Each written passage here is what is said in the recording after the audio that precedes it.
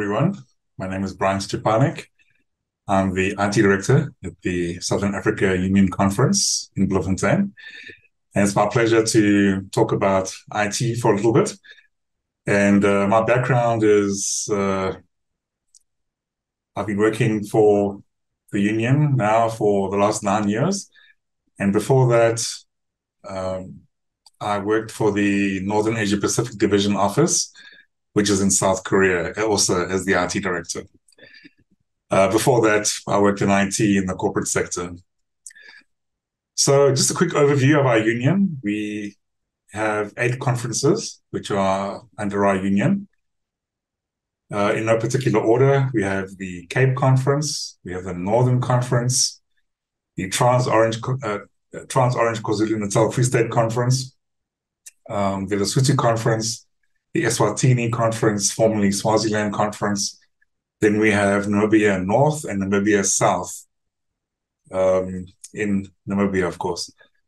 So I'd like to just quickly introduce the division territory also, and I'm going to just quickly share my screen, and so you can see a little graphic. Here we have an overview of the territory of our division office. You can see it's quite vast, covers a lot of countries in the sub-Saharan Africa continent. So we talk about IT and mission, and first of all, it's good to know what our mission is. So I'm going to read it, and it goes like this. The mission of the Seventh-day Adventist Church is to call all people to become disciples of Jesus Christ, to proclaim the everlasting gospel embraced by the 3 angels' messages, and to prepare the world for Christ's soon return. So when I look at IT, the job of any IT department in any organization is to make the organization more efficient in its mission and its purpose. It's really good to see that IT departments have developed over time, and whereas they used to be sort of at the bottom of the rung of the food chain,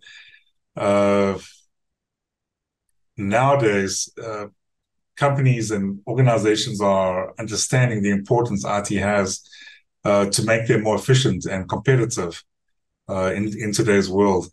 And it's so good to see that IT is involved at the higher levels of administration. So COVID really changed the way we think about IT. It actually helped evolve and speed up things in a way. IT is ever evolving, but when COVID happened, it forced companies to rethink how they do things, especially people working from home, for example, how to maximize efficiency while people are still, while people work from home, they VPN into the office, whatever setup they have, but just to make people more efficient in any way possible. And COVID really expedited that, if I can put it that way. I'd like to just move to an interview quickly with Thembi Moyo. Thembi Moyo is the Chief Information Officer of the Southern Africa India Ocean Division Office of our church. And he's going to be sharing with us a few things. And so we pre-recorded this because at the time of recording, he was away. But I think the message will still come through clearly. So thank you, Thembi. Let's talk. I'm joined by Thembi Moyo, who is the Chief Information Officer at the Southern Africa India Ocean Division. Thembi, thank you so much for making the time to join me, and just to give a brief overview of IT at the union, at the division level. Maybe, Thembi, if you could just quickly do a quick intro about yourself and how long you've been at the division, for example.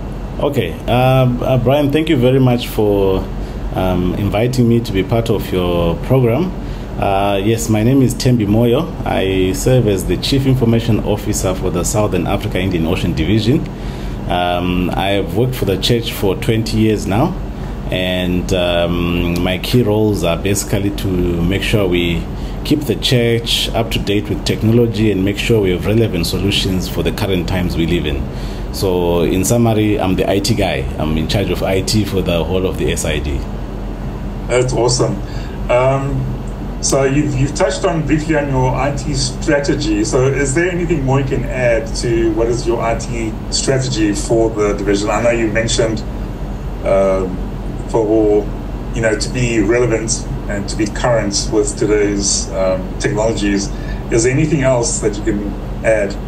Yeah, I think, Brian, that's a very difficult question to answer, but we live in times where technology is moving quite fast and changing rapidly, and we're given the burden of guiding the organization in the direction which it must go in terms of the use of technology for meeting the mission of the organization, which is to spread the gospel and the good news. And as you know, Brian, as you are well aware, we have a lot of things that have changed in the past few months, few years, which we need to be able to capitalize on. The introduction of AI in everything that we do, the use of even cryptocurrencies.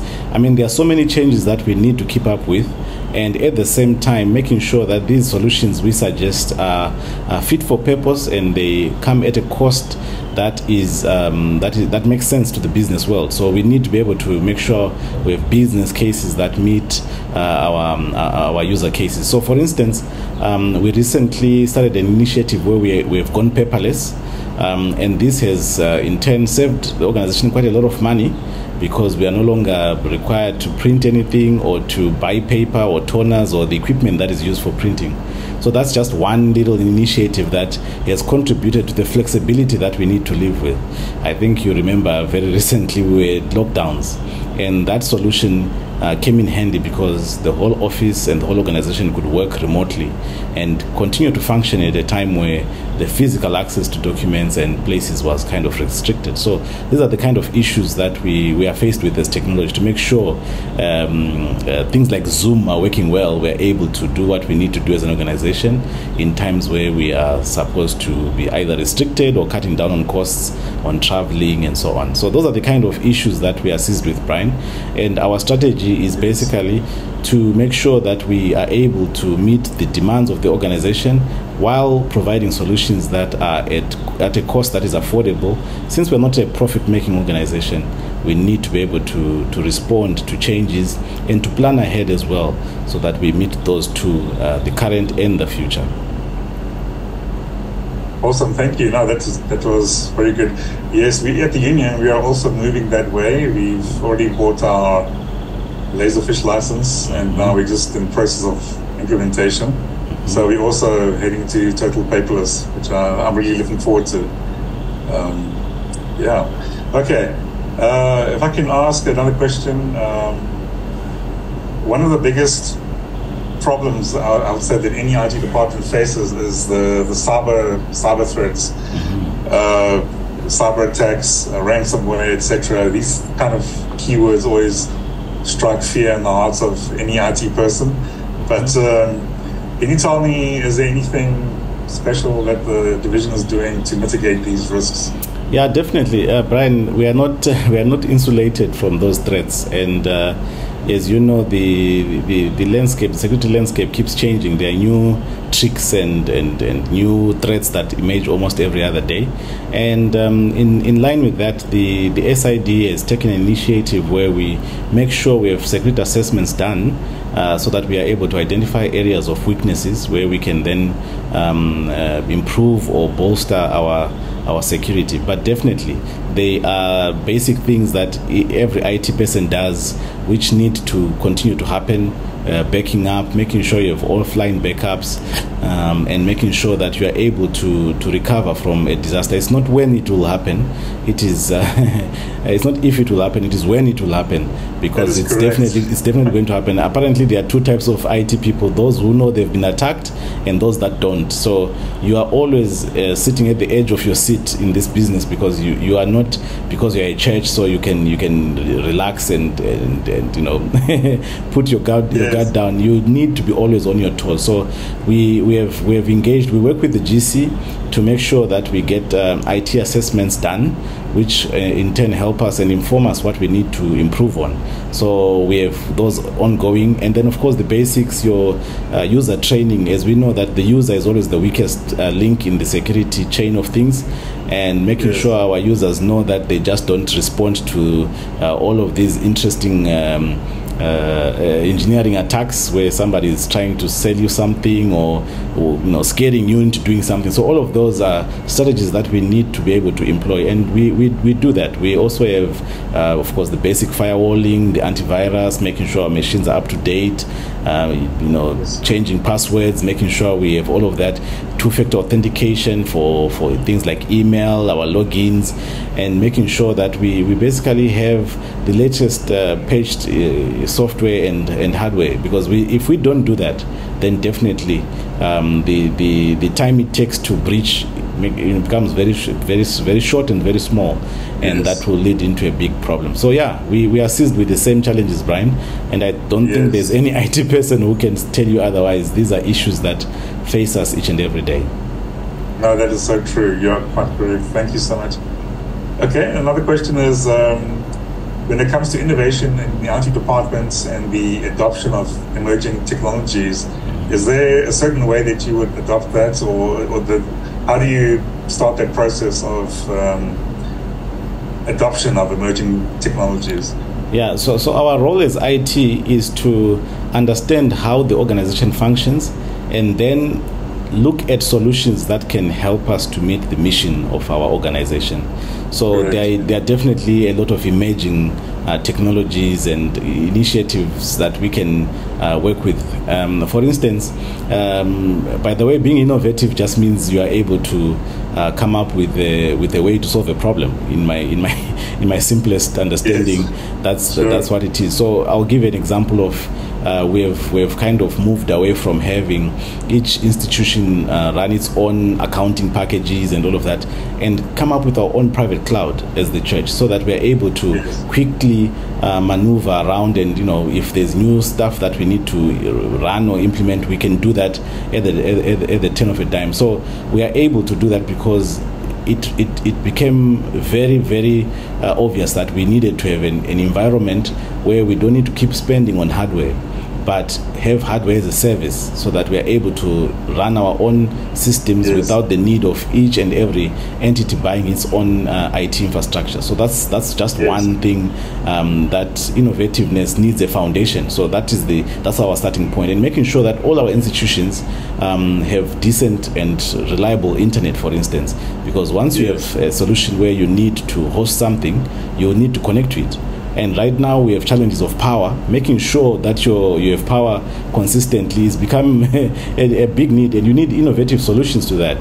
So very soon we'll be going off grid as the SID, to make sure that we have sufficient power, reliable power to run without having to buy diesel to keep our SID cloud running and so on. So these are some of the things that keep happening, Brian, that require innovative solutions too. Yes, no, you're so correct. Okay, thank you. And then, if I can ask, what challenges do you face? Obviously, there's many challenges, but what would you say are the biggest obstacles or challenges that you would face in your department? Well, there are a lot of them. First and foremost, we have limited resources, Brian. We use tithe money to do everything we do, and that is always top of mind. You want to be able to meet the needs of IT at costs that are not exorbitant, because we are not for profit. We don't make profits from running the church. We are basically using donor funds, and we need to be able to be aware of that, and also to then work within those kind of restrictions that we have. Another one is we have limitation of on the HR side. We have a limitation of people who are skilled, who are willing to come and work for the church. It's easier said than done, and when you really come to the schedule, the people earn a lot of money doing IT and other related sciences outside. So for you to be able to attract talent and retain it is a big challenge, and that's something that we we also notice. So I think if you ask me the top two, those would be the top two. There are others that fall a little bit lower on that list, but those are, in my opinion, the biggest challenges that we have. Thank you. No, that is so true. Okay, and last question. Do you have any, are there any future plans in terms of technology investments or initiatives that are on the horizon for the division? Yeah, definitely. I think the biggest one right now is we have implemented this church management system, and this ACMS project has really impacted. We're already starting to see the fruits of that, and IT has really been on the forefront of making sure the solution is used where it's needed. It reduces the work of the treasurer, who's I think if you wanted to find out what is the front line, that's the most front line you can go. The treasurer is the one who is most.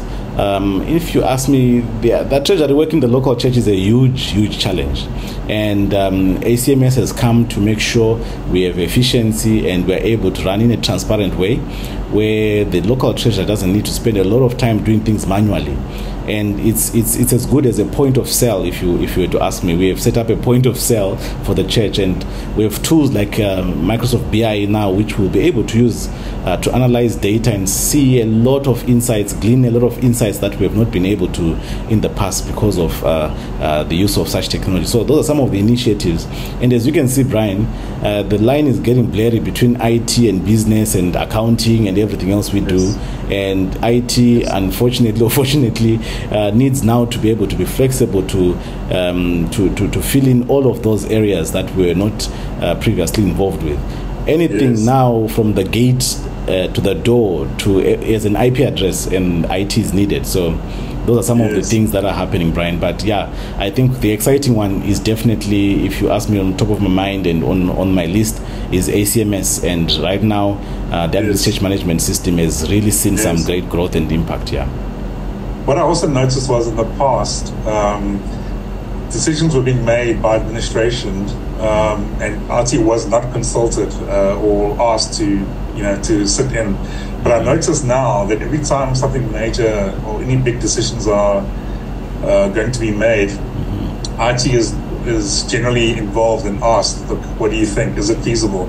And I remember we had an IT summit quite a while back, not this last one, but I think the previous one.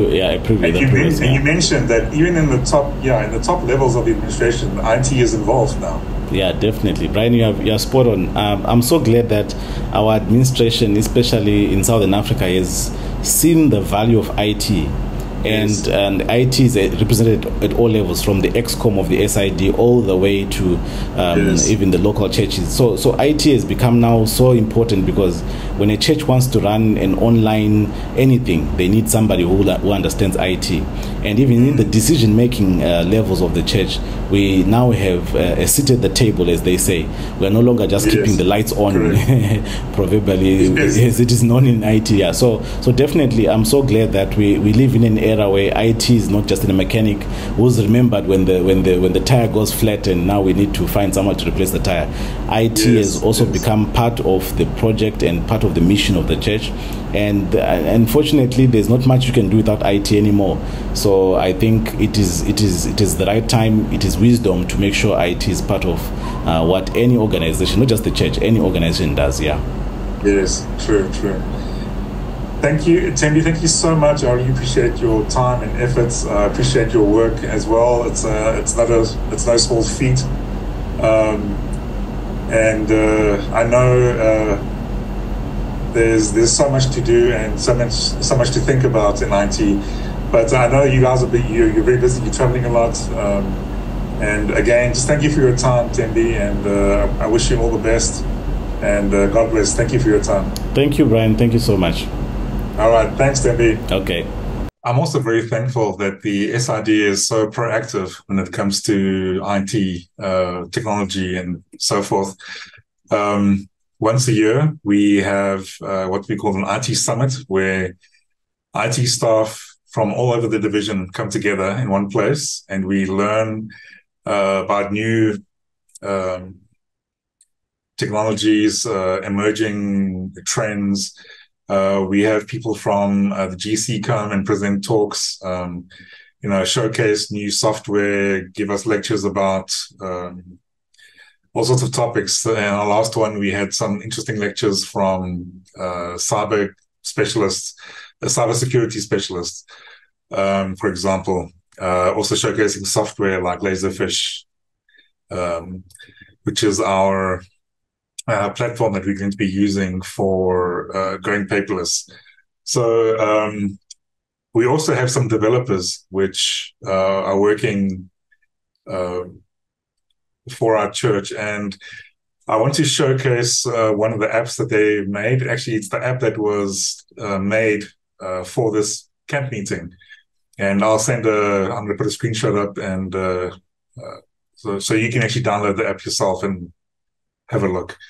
So I'm going to just quickly interview Greg Maurice. He was the lead developer for this app, and I believe he has some interesting insight about development, because as a church, we also need specialized apps, specialized platforms that we need to do our jobs and to streamline things, have events, so many things. So without further ado, I'm going to introduce Greg. Thank you. Hi, Greg. I want to thank you for joining me for this brief interview about app development and specifically the app that you developed for this camp meeting.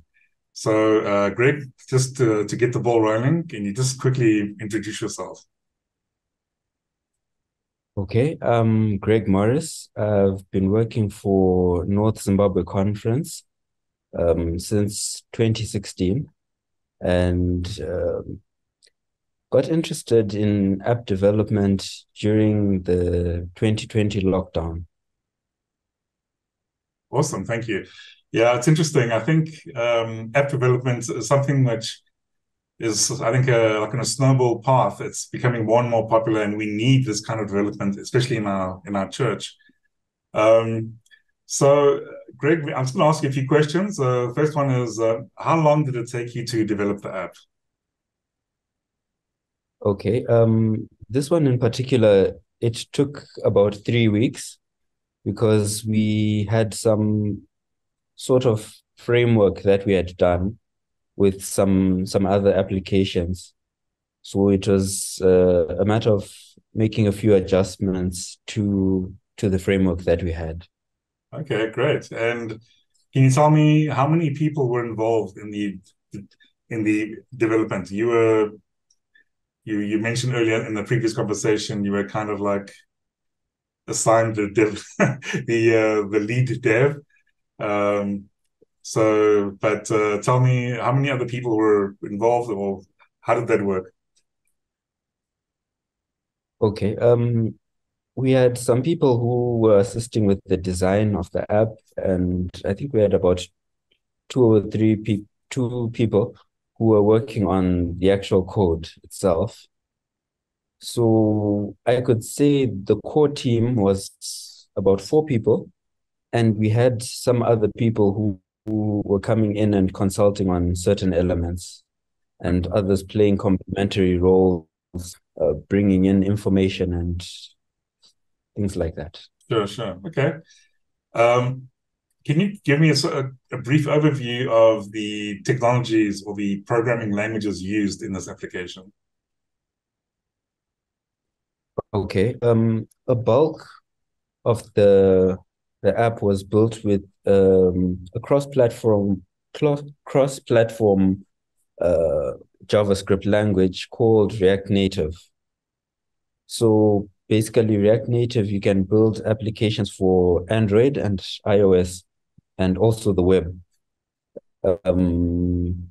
Then there are a few things that we had to use the native languages for each of these. Okay.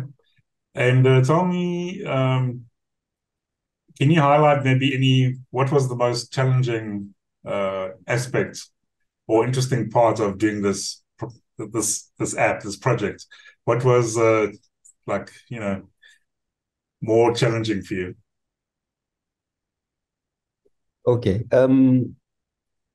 One of the things I found a bit challenging, and the challenge was a bit interesting, was integrating YouTube so that the users can be able to follow the proceeding of the camp, the videos that would be uploaded. There were some challenges with it, and it took a few days to iron out some of the things, Okay. but eventually it worked out. Okay, great. And tell me, I know the app is not that maybe intensive in terms of how can I put it, like personal information and all that, but I'm sure there is that aspect. But tell me, how did you maybe, were there security considerations involved in the application, um, in the development of the application, and how did you handle that? Or was there anything you did to prevent vulnerabilities? Okay. React Native, they constantly update the framework with some security patches. So we did our best to use the latest one, and we avoided putting in modules and things that would require user-specific data. So the data that we collect is basically how many people installed or uninstalled the app, how many times the app crashed, so that we have some metrics, and also the device types that have been used, so that we can continue to develop, but we do not encroach in people's privacy. Yeah. Okay, great. Okay, and can you tell me a little bit about the user interface or the user experience design, and the choices and the reasoning behind them? Maybe I can share my screen and I'll share the screenshots of the app. A moment.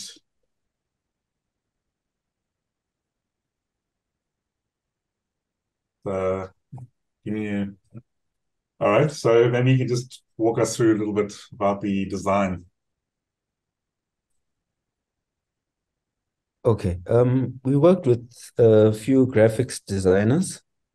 In short, what I could say is we were trying to set up the app so that the users can get to the information that they need to see without having to wade through a lot of menus and forms and things like that. We tried to make it as simple as possible, and some of the color choices and the layout choices, we tried to make it so that it's easy to access the information that you need to access. Okay. And also people who use some accessibility options on their phones, they'll be able to use the application well. Okay, great. Yeah, I installed the app myself. I know it was only pushed to the stores, both stores, Apple and Android recently. It looks very simple. Everything seemed to work well on my phone, at least. So I can't complain. No, thank you very much. Have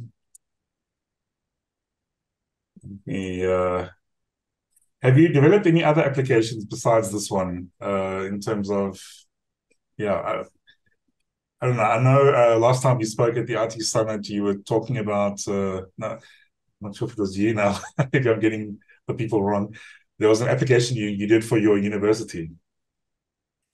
Is that also something you worked on?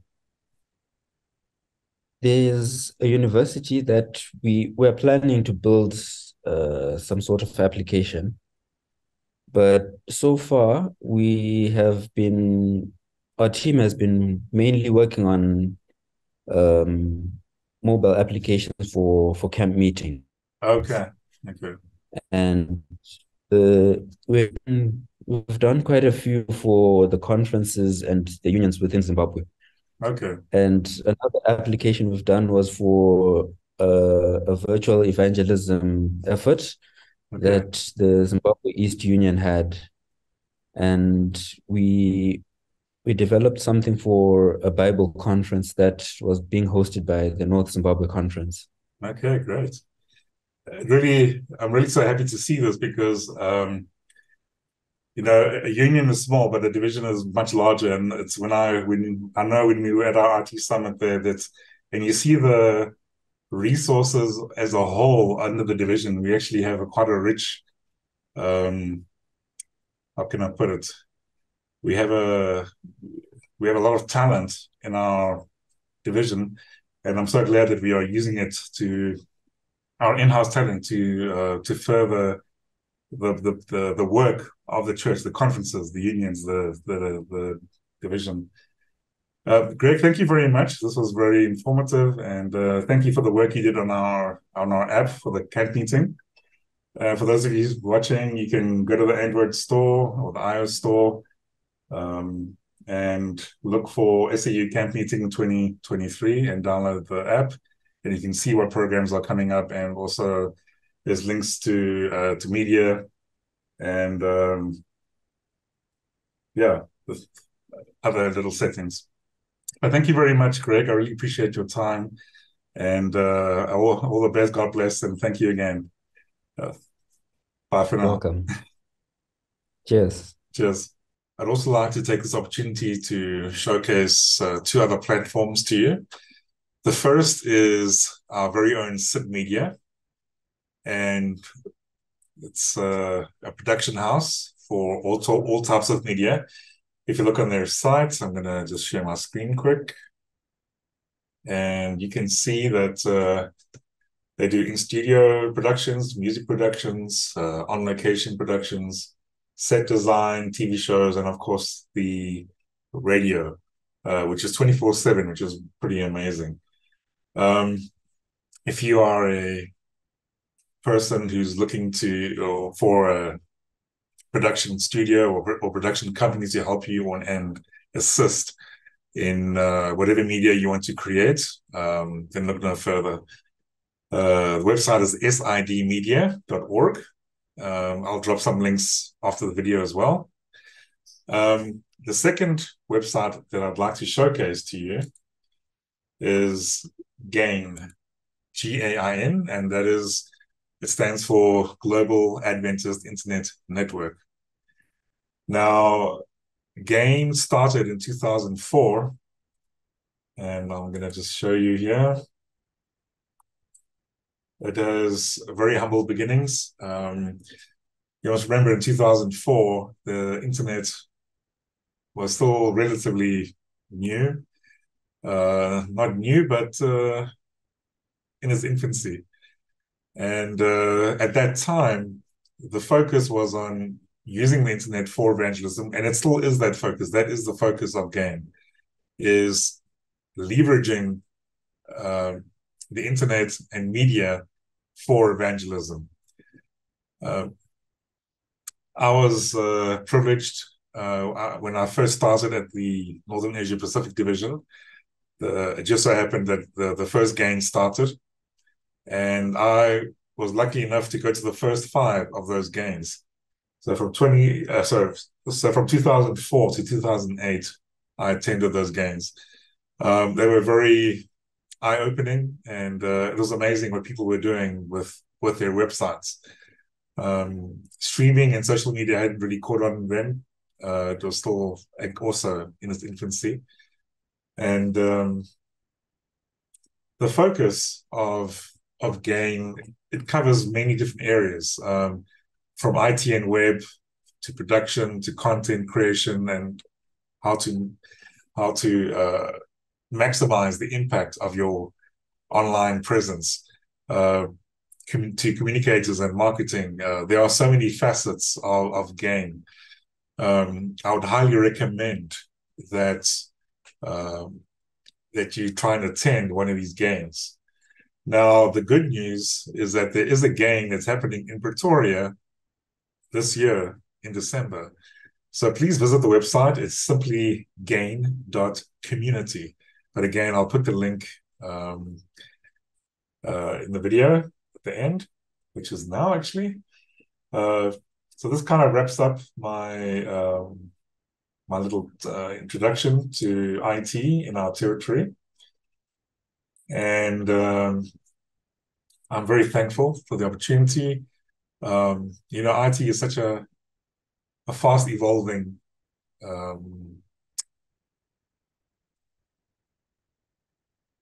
how can I put it?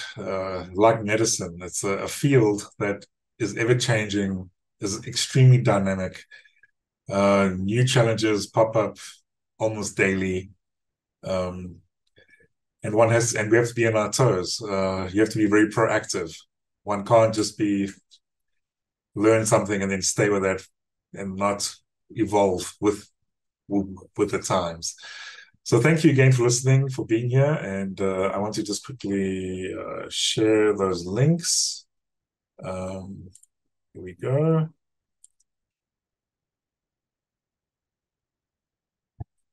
And please check out Submedia, check out Game. And again, thank you for listening. I appreciate the opportunity that I've been given. And thank you for your time. God bless and goodbye.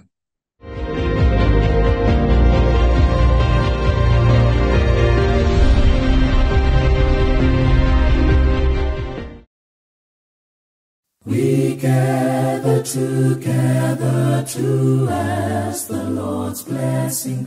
He chastens and hastens His will to make known. The weak and oppressing now cease from distressing. Sing praises to His name, He forgets not His own. Sing praises to His name, He forgets not His own. Beside us to guide us, our God with us joining, ordaining, maintaining His kingdom divine. So from the beginning the fight we were winning. Thou, Lord, were at our side, all glory be thine. Thou, Lord, were at our side, all glory be thine. We all do extol Thee, Thou leader triumphant, and pray that Thou still our defender wilt be. Let Thy congregation escape the tribulation. Thy name be ever praised, O Lord, make us free. Thy name be ever praised.